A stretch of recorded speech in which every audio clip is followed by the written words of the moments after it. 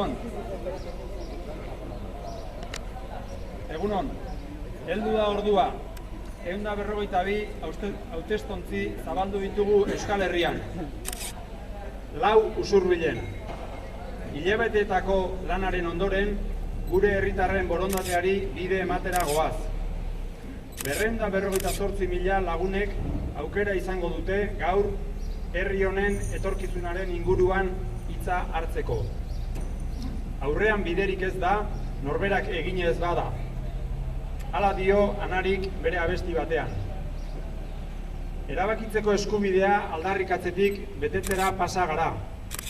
Herriz herri eta pausoz pauso milaka herritarrok egin dugun lanari esker.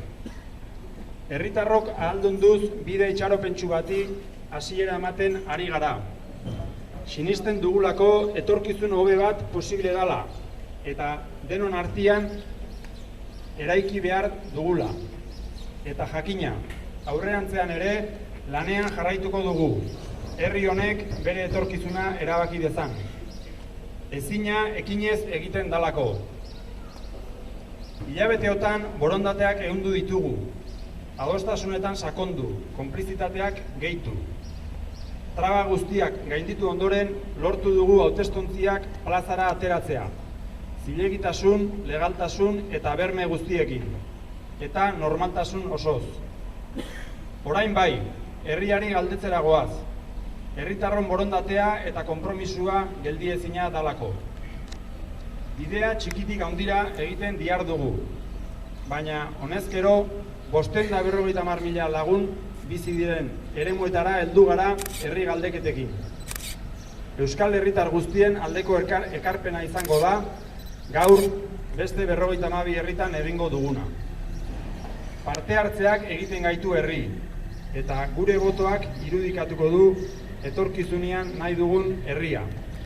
Herri bat garelako, erabakitzeko eskubidea daukagulako, herritarron garaia delako, gure esku dagoelako. Parte hartu eta eman zure botoa usurmildar hori.